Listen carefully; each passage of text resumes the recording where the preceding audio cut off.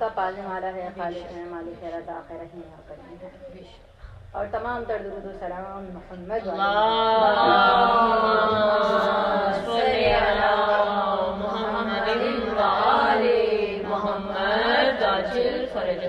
موضوع سوچ کے آئی تھی کہ میں سورہ کہف پہ پڑھوں گی کہ سورہ کہف کی اہمیت کیا ہے، کیا وجہ تھی جو امام حسین علیہ السلام نے نیزے کی بلندی پر بھی کٹے ہوئے سر کے باوجود بھی سورہ کہف کی تلاوت کی، اس کی وجہ کیا ہے. لیکن مجھ سے پہلے جو اس چھوٹی سی بچی نے بہت ہی پیاری سی، بہت ہی اچھی سی مجلس پڑھی، اور 7 منٹ میں اس نے جو گراؤنڈ بنا لیا، وہ گراؤنڈ جو بنایا تھا وہ پروردگار عالم کی رب العزت پہ، اس کی وحدانیت پہ، اس کی ربوبیت پہ اس نے گراؤنڈ بنایا. تو چاہوں گی کہ آپ وہیں سے شروع کرو جہاں سے اس نے اختتام کیا، کیونکہ آپ لوگوں کو موقع مل جائے گا، آپ لوگ سن لیں گے جو دوسری مجالس ہیں اس میں. لیکن یہ جو چیز جو اس نے ابھی جو گراؤنڈ بنا لیا ہے ہم لوگوں کے ذہنوں میں، ایک چھوٹا سا بیج بو دیا ہے، اس بیج کو میں چاہوں گی کہ وہ پروان چڑھاؤں گی اس مجلس سے، تاکہ ہم یہاں سے کچھ لے کے جائیں، کچھ مستفید ہو کے جائیں یہاں سے. موضوع میں چن رہی ہوں اس وقت سورۃ الفاتحہ کا. سب جانتے ہیں بہت ہی مشہور سورہ، ام الکتاب بھی کہا جاتا ہے، فاتحۃ الکتاب بھی کہا جاتا ہے، سبع مثانی بھی کہا جاتا ہے. اس کا سورہ ہجر میں بھی اس کا تذکرہ ہے. سورہ ہجر میں پروردگار عالم یہ تعریف کرا ہے کہ جو لوگ سورہ فاتحہ پڑھتے ہیں ان لوگوں کی، کہ وہ لوگ جو 7 آیتیں بار بار دن میں دہراتے ہیں. تو وہ 7 آیتیں کون سی ہیں؟ کیونکہ سورۃ الفاتحہ ہی ہے جس کی آیات کا جو مجموعہ ہے وہ 7 ہے، 7 ورسز ہیں، 25 کلمات ہیں، 114 حروف ہیں اس سورہ میں. اور سورہ شروع ہو رہی ہے بسم اللہ الرحمن الرحیم سے. اس کا ویسے ہم نے بہت دفعہ سنا ہے کہ امام علی علیہ السلام جو ہے نا وہ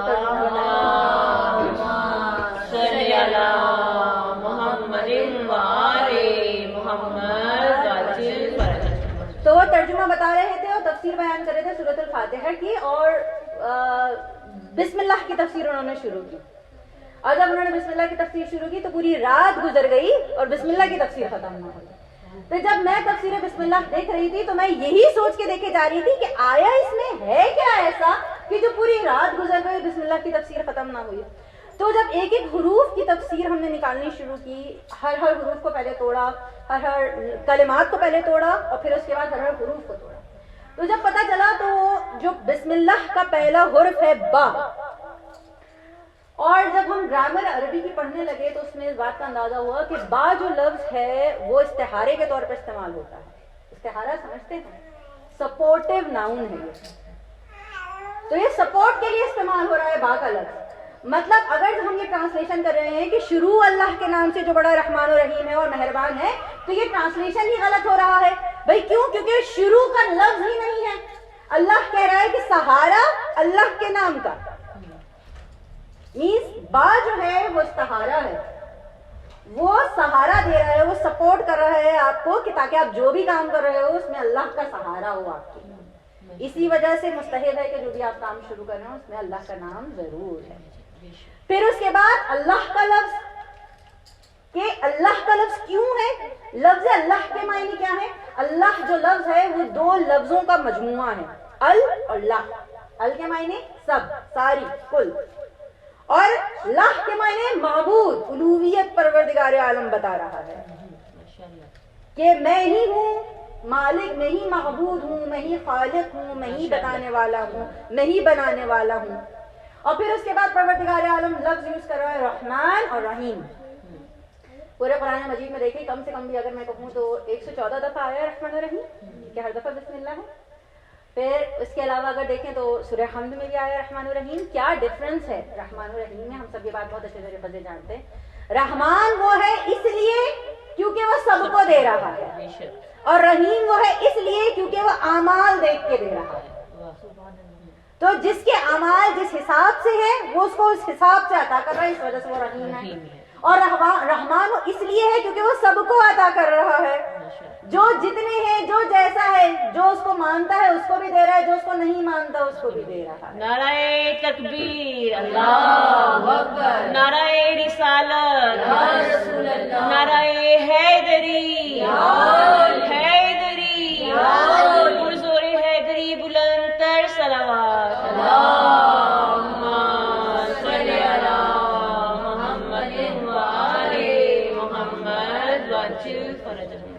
सूरत फातिहा की पहली आयत अल्हम्दुलिल्लाह रब्बिल आलमीन। ये तमाम तारीफें उस आलमीन के रब के लिए। ये ट्रांसलेशन नॉर्मली हम जनरली इसी को समझ रहे होते हैं और इसी पे आगे लेके बढ़ रहे होते हैं। अल अगेन दोबारा मैं बताऊंगी, मीन सारी, हम मीन सारी तारीफें। जब तारीफें सारी अल्लाह के लिए, तो अगर मैं आज आपकी तारीफ करूं तो सही है या गलत? अच्छा चले ठीक है। अगर मैं ये कहूं कि मेरी ये बच्ची बड़ी प्यारी है, मुझे तो बहुत ही पसंद है, मैं उसको कस कस के प्यार करूंगी सब कुछ, तो ये सही है या गलत? क्यों? अगर मैं ये सोच के कहूं कि उस रब ने इसको इतना प्यारा बनाया है तो तारीफ सही है, लेकिन अगर मैं ये सोची कहूं कि नहीं ये खुद ही इतनी प्यारी है तो ये गलत है। तो परवरदिगार आलम क्या कह रहे हैं कि सारी तारीफें मेरे लिए, अल्लाह के लिए।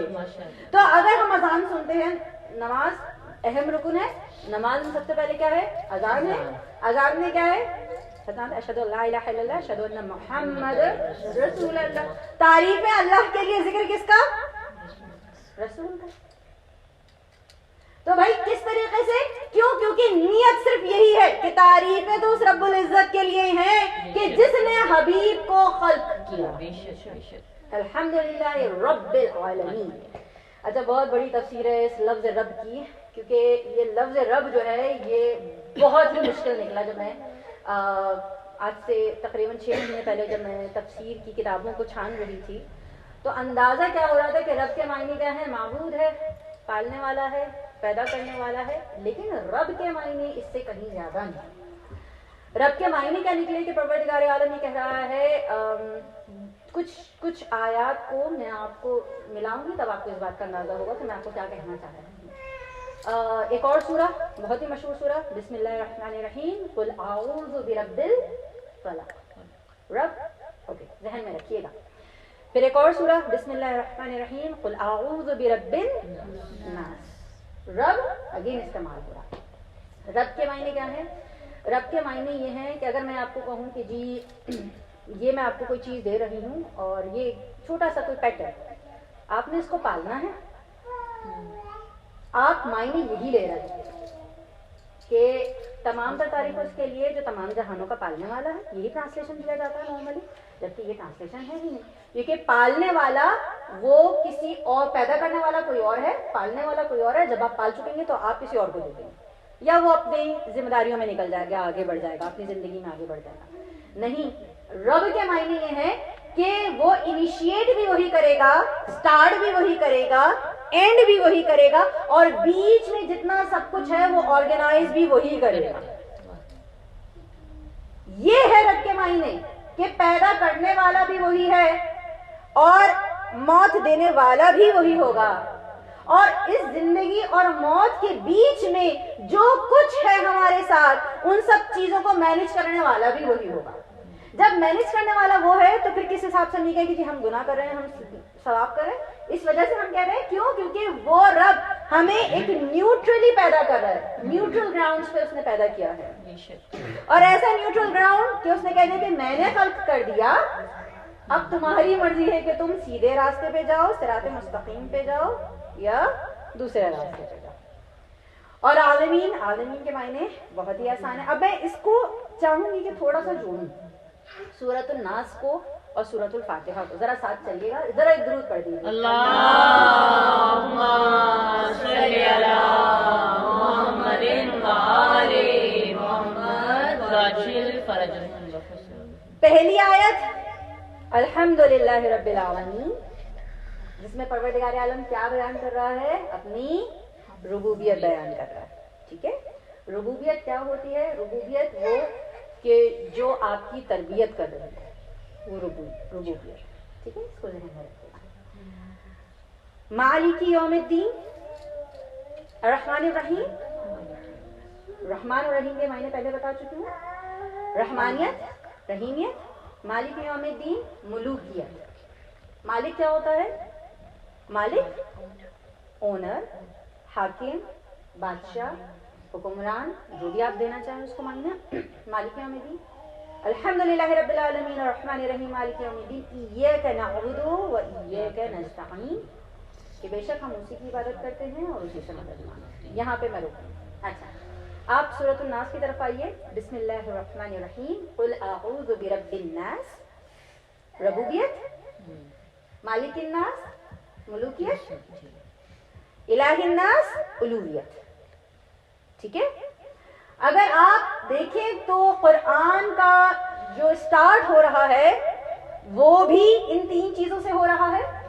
यहाँ के मैं कहूँगी कि वो 5 चीजों से हो रहा है, उसमें रहमानियत और रहीमियत भी शामिल है साथ साथ, वरना उसके अलावा रुबूबियत उसमें शामिल है, मलूकियत उसमें शामिल है, इलाहियत उसमें शामिल है 3 चीजें शामिल।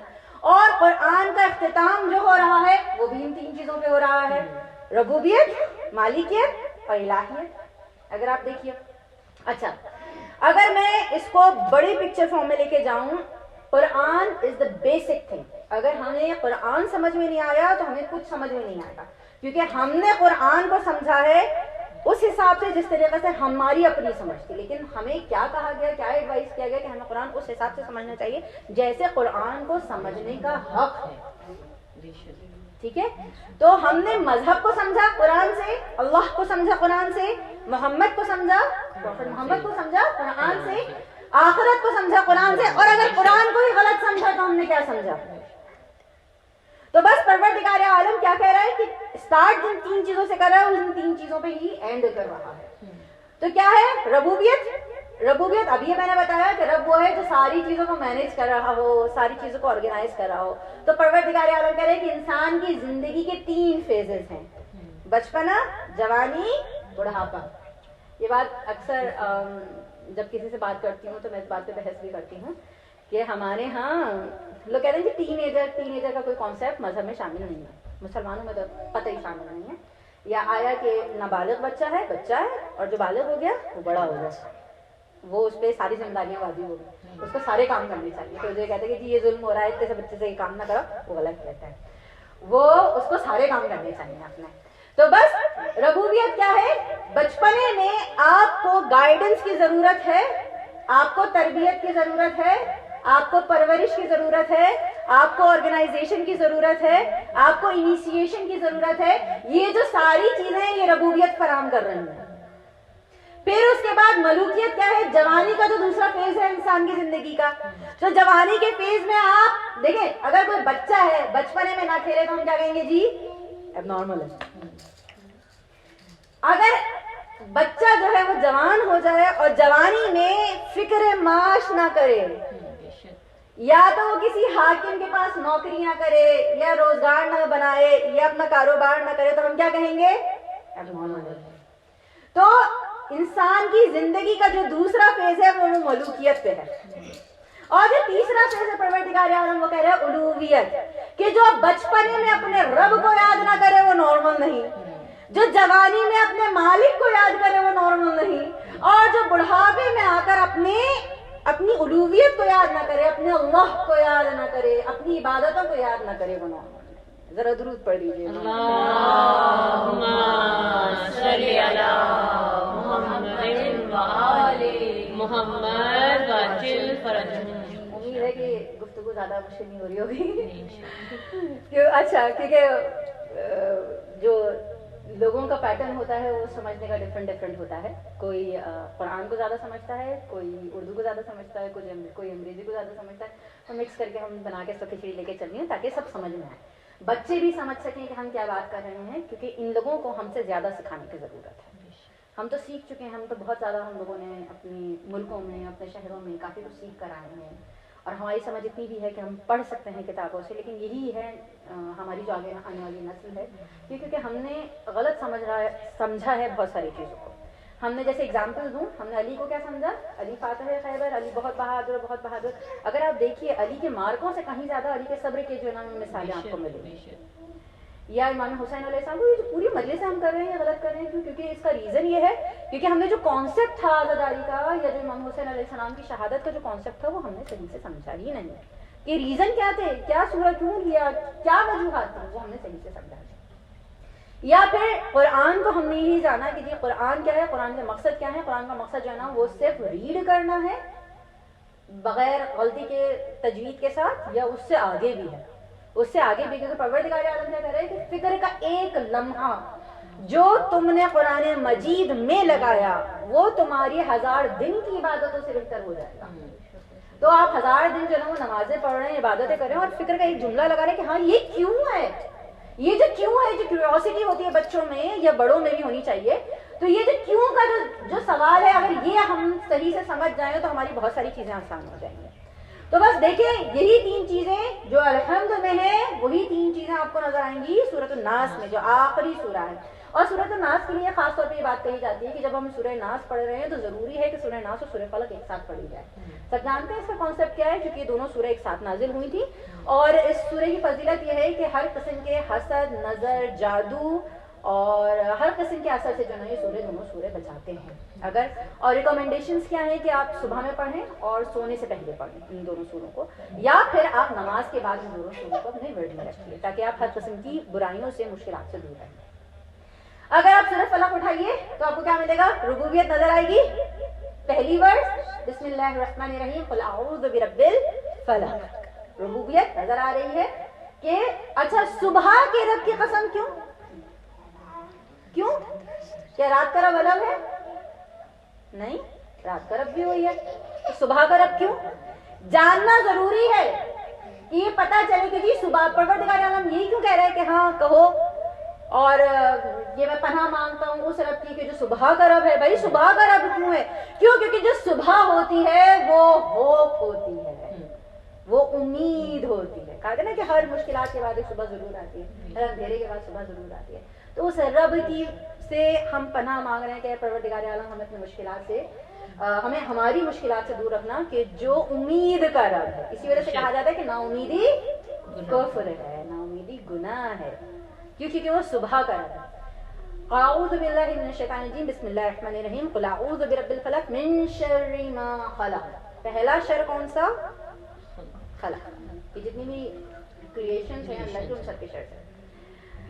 ومن شر غاسق اذا وقب ومن شر النفاثات في العقد ومن شر حاسد اذا حسد. کتنے شر ہیں؟ 3 شر ہیں. ربوبیت کتنی دفعہ؟ 1 دفعہ. اس سے پہلے کون سا سورہ پڑھا تھا؟ سورہ ناس. ربوبیت کتنی دفعہ؟ 3 دفعہ. شر کون سا؟ صرف 1، وسواس کا. ذہنوں میں ہے نا سورہ ناس، تو سورہ ناس کو ذہنوں میں رکھیے گا. وہاں پر 1 شر ہے اور 3 نام ہیں اللہ کے، یہاں پہ 1 نام ہے اور 3 شر ہیں. کیا وجوہات ہیں کہ یہ دونوں ایک ساتھ پڑھی جاتی ہیں؟ اس کی وجہ یہ کہ یہ جو 3 شر ہیں یہ وہ شر ہیں جو ہمیں دوسروں سے پہنچیں گے، جو ہمیں دوسروں سے پہنچنے والے ہیں ان کے لیے پروردگار عالم یہ کہہ رہے ہیں کہ میرا 1 نام ہی کافی ہے. اور جہاں پر ہم دوسروں کو نقصان پہنچا سکتے ہیں، وسواس جب ہمارے ذہنوں میں ہوگا، ہمارے دلوں میں ہوگا، تو ہم دوسروں کو نقصان پہنچائیں گے، یہی ہوگا نا. تو وہ جو 1 شر ہے وہ ان سارے 3 شروں سے بڑا شر ہے. تو اس 1 شر کے لیے پروردگار عالم کہہ رہا ہے کہ میں تمہارا رب بھی ہوں، میں تمہارا مالک بھی ہوں، میں تمہارا اللہ بھی ہوں. نعرے حیدری یا حیدری یا برائے خوشنودی امام زمانہ بلندتر صلوات. اللہم صلی علی محمد وآل محمد وعجل فرجہ. میرے خیال میں کیونکہ مرثیہ شروع ہونے سے پہلے مجھے میسج آیا تھا کہ وہاں پہ حدیث شروع ہو گئی ہے، تو اگر میں زیادہ طول نہ دوں تو بہتر ہوگا. گھر کی چھوٹی سی مجلس ہے، تو آئی ہوپ کہ جتنا بھی چھوٹا سا تذکرہ کیا ہے، میں قرآن کی اسٹوڈنٹ ہوں اور قرآن پہ ریسرچ کر رہی ہوں، اور چاہتی ہوں کہ قرآن کے ان چھوٹے چھوٹے حروف کو کھول کھول کر بیان کروں. پوری الحمد کی تفصیل نہ ہو پائی، لیکن انشاءاللہ زندگی نے اگر مہلت دی تو دوبارہ کبھی. تو جو مجلس ہے، مجلس کا موضوع جو ہے وہ اللہ کی وحدانیت کو، اللہ کی ربوبیت کو پہچاننا، کہ اس کو ہم کس طریقے سے سمجھیں، کس طریقے سے پہچانیں. کیونکہ اگر ہم نے اپنے رب کو ہی نہیں پہچانا تو ہم نے کس کو پہچانا؟ کیونکہ وہ رب ہی جو ہے وہ بیسک ہے ہماری مذہب کا. اور یہ مجلس جو منعقد کی گئی ہے وہ بی بی سکینہ کے توسط سے منسلک کی گئی ہے. بی بی سکینہ، ہم یہ بات بہت اچھی طریقے سے جانتے ہیں کہ ایک زمانے تک اس ٹاپک کو لے کے بہت زیادہ بحث رہی ہے کہ رقیہ نام تھا، سکینہ نام تھا، تھی نہیں تھی، کیا تھی کیا نہیں تھی. تو ایک چھوٹا سا واقعہ بیان کر کے میں آگے بڑھوں گی کہ یہ واقعہ ہے صامت آغا افشار کا واقعہ ہے. کہ آغا افشار آج سے 150 سال پہلے جو تھے وہ ان کے ویسے تو عالم تھے لیکن وہ روزہ خان بن گئے تھے. روزہ خان سمجھتے ہیں جو مرثیے پڑھتے ہیں، جو شاعری پڑھتے ہیں، سوز سلام پڑھتے ہیں، تو وہ روزہ خان پڑھتے ہیں. تو ان کے پاؤں میں تکلیف تھی اور تکلیف بے تحاشا بڑھتی چلی جا رہی تھی اور وہ اتنی زیادہ بڑھتی چلی گئی کہ ان کا پاؤں نیلا پڑ گیا اور وہ کھڑے ہونے سے بھی قاصر ہو گئے. اچھا وہ مصائب بی بی سکینہ بہت شوق سے پڑھتے تھے اور وہ جب مصائب بی بی سکینہ پڑھ رہے تھے تو وہ آغا برجردی کے دنوں مصائب پڑھا کرتے تھے کیونکہ وہ لکھتے تھے بہت اچھا. آغا برجردی بہت بڑا نام ہے اور ان کا بہت مشہور مرثیہ ہے جو 150 اشعار پر مشتمل ہے. تو وہ بی بی سکینہ کو وہ مرثیہ پڑھا کرتے تھے، بہت شوق سے پڑھتے تھے اور یہ کہتے تھے کہ مولا مجھے بھی کسی دن ایران میں ہوتے تھے کہ مولا مجھے بھی کسی دن یا تو کربلا بلا لیجیے میں آپ کے روزے پہ آ کر یہ مرثیہ پڑھوں گا، یا پھر مجھے شام بلا لیجیے کہ میں آپ کی بیٹی کے روزے پہ آ کے مرثیہ پڑھوں گا. لیکن پاؤں کی تکلیف بڑھتی چلی جا رہی تھی کہ اچانک سے ان کو پتا چلا کہ کسی نے ان کو اسپانسر کیا. آج سے 150 سال پرانا یہ واقعہ ہے کہ اسپانسر کیا ہے اور ان کو کہا گیا کہ یہ تمہارے ٹکٹس ہیں، اب تم کربلا بھی جاؤ گے اور تم شام بھی جاؤ گے. لیکن حالت ان کی ایسی کہ وہ کھڑے نہ ہو پائے. طبیب کے پاس گئے، ہاسپٹل پہنچے، ہاسپٹل میں جا کے انہوں نے دکھایا ڈاکٹر کو، تو ڈاکٹر نے آپس میں باتیں کرنے لگے کہ یہ تو ٹانگ کاٹنی پڑے گی، یہ تو ٹانگ نہیں بچنے والی، یہ زہر پھیل گیا پورے میں، یہ خراب ہو گئی ہے.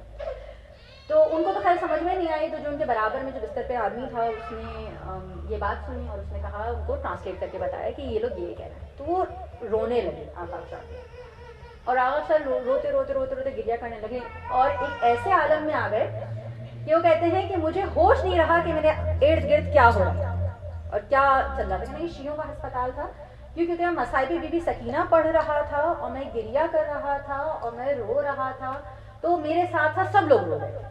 تو میں یہ سوچ رہا تھا کہ مولا میں وہاں تو نہیں جا سکتا، اب تو میری تو ٹانگ کٹ جائے گی، نہ میں آپ کے روزے پہ آ کے آپ کو مرثیہ سنا سکتا ہوں، نہ آپ کی بیٹی کے روزے پہ جا کے میں مرثیہ سنا سکتا ہوں، میری تو اب ٹانگ کٹ جائے گی. اور میں وہ گریہ کر رہے تھے، بےتاب سے رو رہے تھے اور مرثیہ پڑھتے چلے جا رہے تھے کہ اچانک سے جب ان کو احساس ہوا، کیونکہ جب مرثیہ ختم ہوا تو کافی دیر کچھ، جب مرثیہ ختم ہوا تو انہوں نے دیکھا کہ وہ کافی دور چل کر اپنے پاؤں سے پہنچ چکے تھے اور انہوں نے اپنے پاؤں کو دیکھا تو ان کے پاؤں صحیح ہو گئے.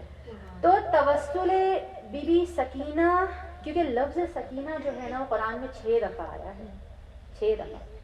امام حسین کی بیٹی کا نام سکینہ نہیں تھا، انہوں نے کہا تھا کہ اگر خدا مجھے 100 بیٹیاں بھی عطا کرے گا تو میں سب کا نام فاطمہ رکھوں گا. سکینہ اس لیے کہتے تھے کیونکہ وہ دل کا سکون، اور رقیہ اس لیے کہتے تھے کیونکہ وہ روتی بہت تھی. رقیہ مینز بے تحاشا رونے والی. اگر آپ دیکھیں نا تو آپ نے بہت مشہور واقعہ ہے، آپ نے سنا ہوگا کہ ابراہیم دمشقی وہ ہے کہ جنہوں نے 210 سال پہلے، آج سے 210 سال پہلے قبر بی بی سکینہ کو کھودا تھا اور دوبارہ ریپیئر کیا تھا. بہت مشہور نام ہے، آپ نے سنا ہوگا. تو ابراہیم دمشقی نے بارہا خواب میں دیکھا اور ان کی بیٹیوں نے بھی خواب میں دیکھا. کچھ کتابوں میں لکھا کہ انہوں نے خواب میں دیکھا، کچھ نے لکھا کہ ان کی بیٹیوں نے خواب میں دیکھا کہ بی بی سکینہ کہہ رہی ہیں کہ میری قبر میں پانی آ گیا ہے، قبر کو صحیح کرتا. تو ابراہیم دمشقی گئے اور اس سے پہلے وہاں پہ لکھا ہوا تھا رقیہ بنت علی. تو لیکن جب انہوں نے قبر کھودی اور نکالا تو ان کو اندازہ ہوا 4 سال کی امام علی کی بیٹی تو نہیں ہو سکتی. اور لوگوں نے جو زندان کے باہر ہوتے تھے انہوں نے ان کو نام نہیں پتا تھا، ان کو صرف اتنا پتا تھا کہ ایک بچی تھی جو دروازے پہ بیٹھ کے رویا کرتی تھی، تو انہوں نے اس کا نام رقیہ لکھ دیا. اور اتنا پتا تھا کہ خاندان علی سے تھی تو انہوں نے اس کا نام رقیہ بنت علی لکھ دیا. تو انہوں نے اس کو رقیہ کے بعد جو بنت علی تھا اس کو مٹا کر انہوں نے بنت حسین لکھا کہ رقیہ بنت حسین. اور پھر اس کے بعد سے وہاں سے تاریخ میں کہتے ہیں کہ ویسے آپ کو بہت ساری روایات ملیں گی جو بی بی سکینہ سے منسوب ہیں. خاص طور پہ 2 روایتیں آپ کو بہت زیادہ ملیں گی. ایک تو دربار میں بی بی سکینہ علیہ السلام نے کہا، اور دوسرے عاشور کے دن بی بی سکینہ کی جو روایت ملے گی کہ جو بی بی سکینہ سے ہی روایت ہے وہ آپ کو ملے گی کتابوں میں. تو ابراہیم دمشقی جب قبر کھود رہے تھے تو انہوں نے بی بی سکینہ کی میت کو کہ جو چٹائی میں لپٹی ہوئی تھی انہوں نے نکال کر اپنی بیٹیوں کی گود میں لٹا دیا. تاریخ لکھتی ہے کہ تھوڑی دیر بعد ان کی جو ایک بیٹی تھی وہ چیخ کے روئی. ابراہیم دمشقی کہنا یقیناً سکینہ کا حق ہے کہ اس پہ رویا جائے. پھر تھوڑا پھر باقی بچیاں بھی بہت چیخ کے رونے لگیں اور ہر تھوڑی دیر بعد وقت سے جو ہے وہ روئی. تو ابراہیم دمشقی نے سوال کیا کہ ایسا کیوں ہے کہ تم لوگ جو ہر تھوڑی دیر بعد جو ہے نا, یقیناً سکینہ پہ رونے کا حق ہے لیکن ایسا کیوں ہے کہ تم ہر تھوڑی دیر بعد سکینہ پہ روتی ہو؟ تو جو سب سے چھوٹی بیٹی تھی نا, اس نے کہا کہ بابا جب بھی میری نظر بیوی سکینہ کے رخساروں پہ پڑتی ہے میں اپنا رونا برداشت نہیں کر سکتی.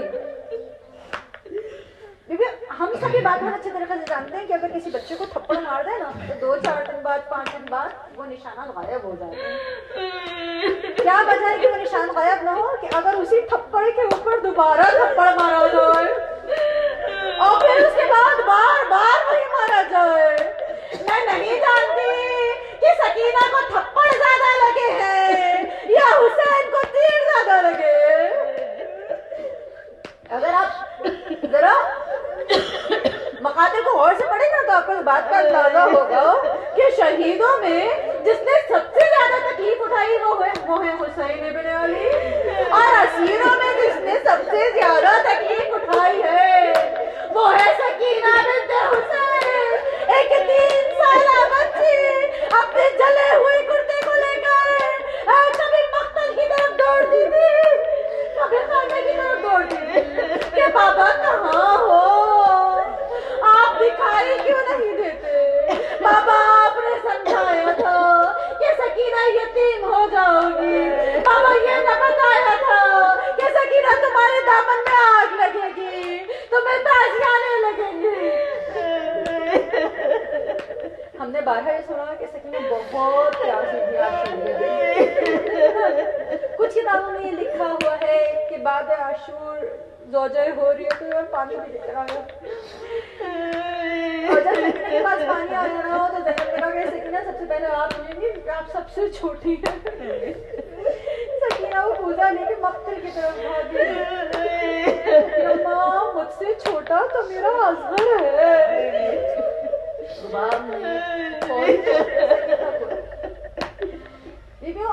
ذرا سوچئے گا اگرچہ سکینہ کو پانی ملا ہوگا تو بازاروں میں درباروں میں سکینہ ہر ایک کے آگے ہاتھ نہ پھیلائے, ہر ایک سے کہتی تھی کہ مجھے ذرا سا پانی دے دو, مجھے بہت پیاس لگ رہی ہے, کہ میرے ہونٹ سوکھ رہے ہیں. سکینہ ہر ایک سے پانی مانگ رہی ہے کہ ایک ضعیفہ نے دیکھا کہ ننھی سی بچی ہے 3.5 سال کی عمر ہے اور بار بار پانی مانگ رہی ہے. کبھی اپنی ماں سے پانی مانگتی ہے, کبھی اپنے بھائی سے پانی مانگتی ہے, کبھی اپنی پھوپھی سے پانی. وہ آگے پانی لے کر آئی اور آ کر یہ کہتی ہے کہ بچی یہ میں تمہارے لیے پانی لے کر آئی ہوں, لیکن پانی پینے کے بعد میرے لیے دعائیں کرنا. اب سکینہ کہہ رہی ہے کہ ضعیفہ پہلے دعائیں بتاؤ, میں پہلے دعائیں کروں گی بعد میں پانی پیوں. وہ ضعیفہ کہتی ہے کہ پہلے یہ دعا کرنا کہ جس طرح تم یتیم ہوئی ہو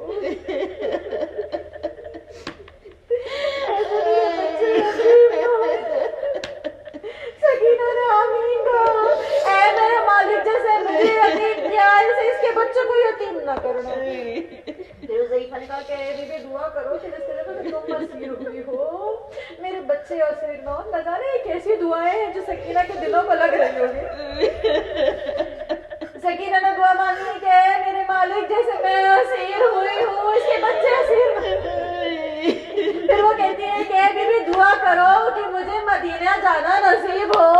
اب جب مدینہ کا نام سنا رباب نے سر کو اٹھایا, زینب نے سر کو اٹھایا. زینب نے کہا کہ اے ضعیفہ مدینہ جا کر کیا کرو گی؟ کہا وہاں جا کر میں اپنے آقا حسین سے ملوں گی. اپنے آقا کی بہن کو پہچانتے ہو. ضعیفہ کہتی ہے آرام سے اس بھرے مجمع میں میری شہزادی کا ذکر نہ کرو, وہ علی و سیدہ کی بیٹی. زینب نے اپنے سر کو اٹھا کر کہا اے ام حبیبہ پہچانا نہیں, میں وہی زینب ہوں, میں وہی علی و فاطمہ کی بیٹی. اس بچی نے جتنے ظلم سہے ہیں شاید کسی نے نہ سہے ہوں. تاریخ میں لکھا ہے کہ بار بار شبر جو تھا وہ سکینہ کو اونٹ کی پشت سے बांध देता। थोड़ा तसव्वुर कीजिएगा, बच्चे कितने मासूम होते हैं। अगर पजामे की लास्टिक भी टाइट हो ना तो उनके ऊपर निशान पड़ जाते हैं। बच्ची को इतनी कस के बांधा था कि बाद में मौत भी सकीना का वो कुर्ता उसके बदन से जुड़ा ना हुआ। क्यों? क्योंकि बच्ची बड़े जो होते हैं ना वो अपना बैलेंस बरकरार रख लेते हैं, लेकिन ये बच्ची अपना तवाज़ुन बरकरार न रख पाती थी और पुश्ते ऊंट से गिर जाती थी, और जब गिर जाती थी सरे हुसैन रुक जाता था। तो इस वजह से बच्ची को पुष्ट से बांधा। अगर तारीख अब उठा के देखिए कि सकीना को कितनी दफा किस किस जगह पे बांधा गया है। सकीना का कोई आधा ऐसा नहीं है जहाँ पर रस्सी के निशानात न हो। यहाँ तक तारीख में लिखा है कि जब सकीना दरबार में पहुंची है ना तो बार बार यजीद देखता था कि सकीना अपने पंजों के बल खड़ी हो जाती है। यजीद ने पूछा कि बार बार बच्ची अपने पंजों के बल क्यों खड़ी हो जाती है? तो सकीना कहती है कि यजीद तूने इंसाफ नहीं किया, मेरी खुफिया एक रसन है, एक रस्सी है, 12 गधे हैं, मेरी खुफिया का कद लंबा है। जब वो सीधी खड़ी होने के लिए कोशिश करती है तो मेरा दम घुटता है। जब अपने पंजों के बल खड़ी हो जाती हूँ तो वो फौरन नीचे झुक जाती हूँ। यजीद ने हुक्म दिया बच्ची को की गर्दन को रिहा किया जाए और बच्ची को आगे बुलाया गया। यजीद की गोद में उसकी आतिका बैठी है। यजीद उसके बालों में हाथ फेर रहा है, अपनी बच्ची को प्यार करता जा रहा है और ये कहता जा रहा है, ए सकीना मैंने सुना है हुसैन भी तुम्हें इतना प्यार करता है। खुदा किसी बच्ची को उसके बाप की हालत न दिखाए। सकीना ने अपने जले हुए कुर्ते को उठाया। बाबा आज मोहब्बत का इम्तिहान है। बाबा हर बार आप सकीना को गोद में लेते थे, आज सकीना आपको अपनी गोद में बुला रही है। हुसैन का सर तख्त से बुलंद हुआ, सकीना की गोद में आयो। सकीना ने हुसैन के रुखसार पे अपने रुखसार तारीख में लिखा है कि 2 दफा इससे पहले करबला के मैदान में हुसैन ने अपने रुखसारों को या तो अकबर के रुखसार पे रखा था या एक गुलाम के रुखसार पे रखा था। यहाँ पर सकीना अपने बाबा के रुखसार पर अपने रुखसार को रख रही है और कह रही है बाबा आपके रुखसार भी मेरे रुखसारों की तरह नीले हैं। बाबा आपके कानों से भी मेरे कानों लेकिन बाबा मुझे बहुत ताजे आने लगे, मुझे बहुत मारा गया। बाबा मेरे पाँव में आबुले पड़ गए। बाबा मुझे आपके बाद भी पानी न मिला।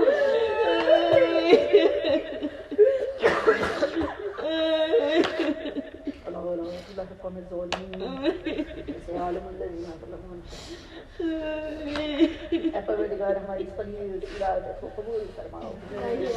परवरदिगार हमारे और हमारे मरहूम की तमाम गुनाहाने कबीरा और सगीरा को माफ फरमाओ। परवरदिगार हमारी तौफीक़ात में इस तरीके से इजाफा करे कि हम हमारे बच्चे अच्छे तरीके से नमाज के पाबंद बन सकें और आन को सही तरीके से समझ सकें।